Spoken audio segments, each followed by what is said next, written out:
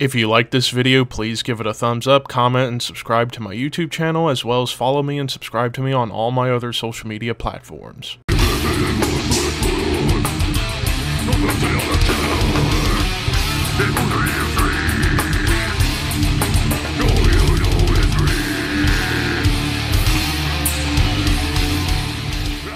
What's up, Thrashers, and welcome back once again to the ThrashManiac99 YouTube channel, and I am back with yet another album review, and today I am talking about quite possibly one of the biggest releases in death metal to come out this year, because it's been 6.5 years since this band has put out anything, and that is, of course, the latest offering from New York brutal death metal pioneers, Suffocation, with HYMNS from the Apocrypha.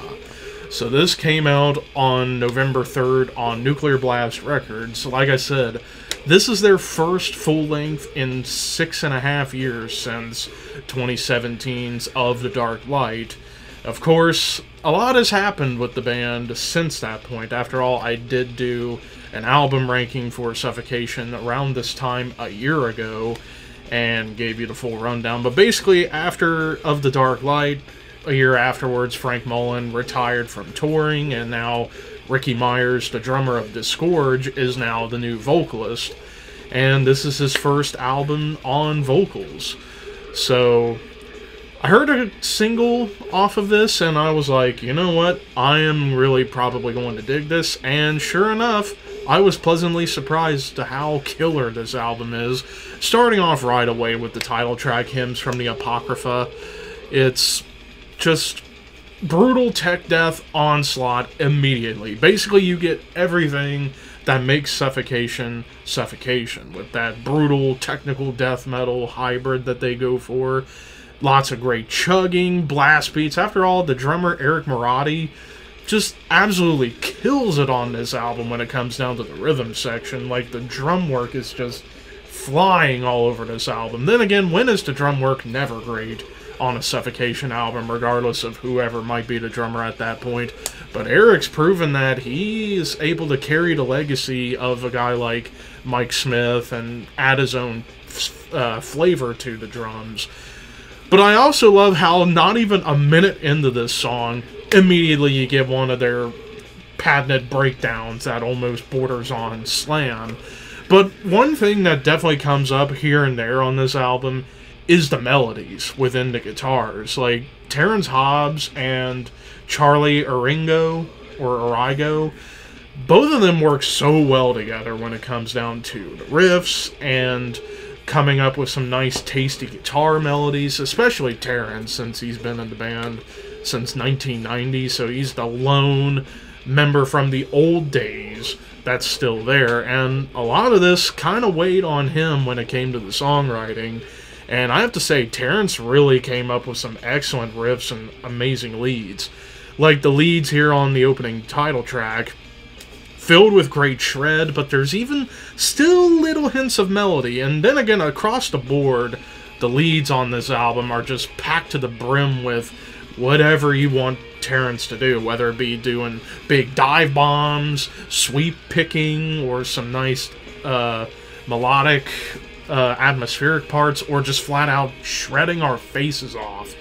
Terrence just does such an amazing job on this album when it came down to the leads, and it shows right away with the title track. Then we get into Perpetual Deception. Chunky riffs with blast beats right out of the gate, and then the riffs just turn flat out savage, almost like something that harkens back to Pierce From Within. Like, this song almost feels like it could have been a B-side on Pierce From Within, which is a high compliment since that was my number 2 ranked Suffocation album. And also, another thing that comes up here is, of course, one of the big trademarks, and that's the breakdowns, whether they be more hardcore-inspired or slams. After all, they were the pioneers of slam breakdowns. I mean, just listen to Effigy of the Forgotten and you'll understand. But I like how it goes from these savage riffs into a slam, and then it turns grindcore a little bit. Like, there are a couple of spots on this album where you get a little bit of that grind influence that dates them back to their early days where they were heavily inspired by Napalm Death. And you can definitely hear a couple spots, especially on this track, and I would also say Seraphim Enslavement. I would say those two songs in particular have some moments of grind that kind of pop up, which is always a nice thing to hear Suffocation do. But with Perpetual Deception, like, it's just so dynamic, and you even get like a brief triplet chug, and you know I love me a triplet chug. And then we get to Dim Veil of Obscurity, and this was one of a couple of songs where it starts off on the more melodic side of things. Like here, the riff that opens this track, very melodic, but then it gets a little more on the thrash side of things. Like there's some more machine gun riffs that kind of just spurt out of nowhere. And then it turns into just flat out Groove City, and then there's one riff that just shows up here that just has some brutal progressions going on, and I'm just like, yeah, just hang on that riff. And then it turns into more tech death, and then I love how the blasts and the riffs, like pretty much on this whole album, the way the blast beats and the riffs are so synchronized together, it's just so wonderful to hear. And I love how this song ends with Ricky delivering a massive gurgle, and it leads directly into Immortal Execration, which slams immediately, and then it turns into tech death to the levels of Nile. Like, it gets really fast. Like, this was probably the fastest moment of the album, and the riffs made me think of something that would have been on, like, Those Whom the Gods Detest by Nile. Like, it's that kind of brutal tech death, more on that Nile vein because of the speed and just how much more technical the guitars got.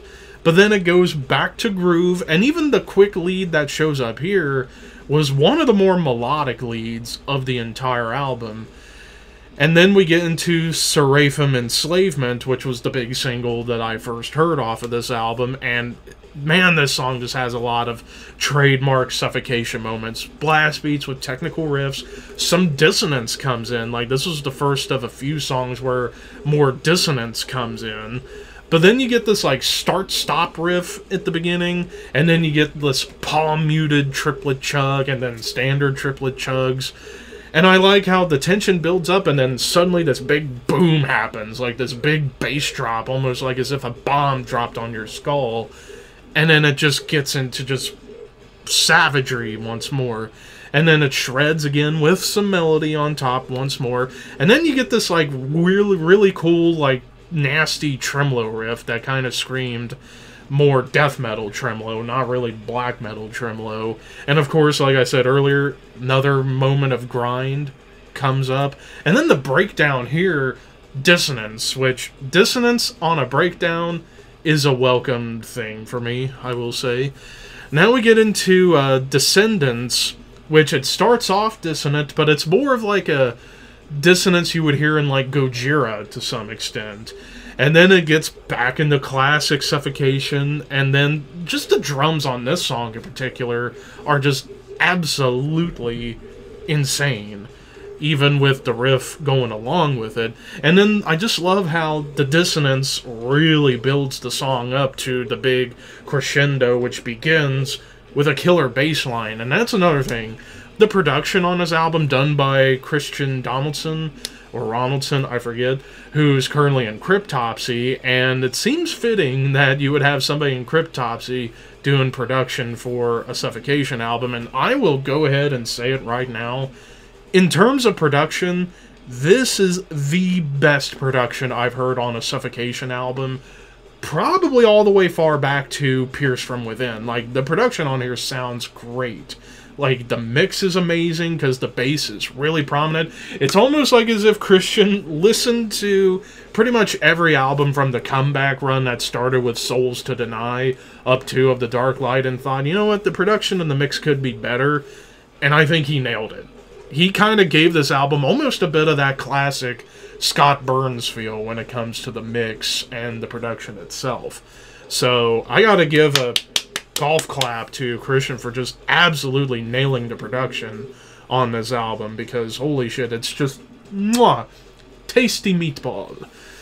But back to the songs, then we get into Embrace the Suffering, which may be the most melodic song of the album. Like, there's melodic riffs just kind of peppered in all throughout this track. And then it ends on a more chuggy note, but you do get some more of that palm-muted chunk going. Then we get to Delusions of Mortality. Catchy triplet riffs right out of the gate, into an onslaught of blasts and riffs, dissonant melodies that lead into a shredding lead. And then there's one blast section that comes up here that have massively chunky riffs. And these chunky riffs really stood out. And then the breakdowns that follow may have been the best breaks on the entire album. Like, the first breakdown may have been the best. And then the breakdown that comes after feels like a Meshuggah breakdown, which is interesting, but it was killer. And then it ends with a classic Suffocation tradition, a re-recording of a song. And in this case, they did a re-recording of Ignorant Deprivation from Breeding the Spawn. So I think now they have re-recorded every track off of Breeding the Spawn now. I think this is the last one, and I think they're going to be done with it. And we get a return. Frank Mullen comes back to do the vocals on this track, and despite not being really out in the sunlight for 5 years, he still sounds disgusting, and it shows on this re-recording, and this re-recording was really cool. Even though, as controversial as it is, I still like the production on Breeding the Spawn. I like the mud. I've grown to like the mud and the murkiness of it. Call me nuts if you want. I don't give a shit. But as far as Ricky's vocals, like, he is gurgling his ass off on this album and kind of sounds like early Frank Mullen, which is really, really nice to hear. So yeah, like, as far as everything, like, again, you get your classic Suffocation staples, the triplet chugging, or chugging in general, some tech death coming in here to, like, really add dynamic. It maintains the brutality, but there's still melody. Like, on a few of these songs, you get these melodies peppered in throughout the songs. And of course, like I said, the production and the mix is incredible. And just the way that the musicianship was on this album was just, wow. I am going to go out on a limb and say this is one of the best things I've heard Suffocation do. And granted, for me, nothing's going to top the first 3 albums of Effigy of the Forgotten, Breeding the Spawn, and Pierce from Within.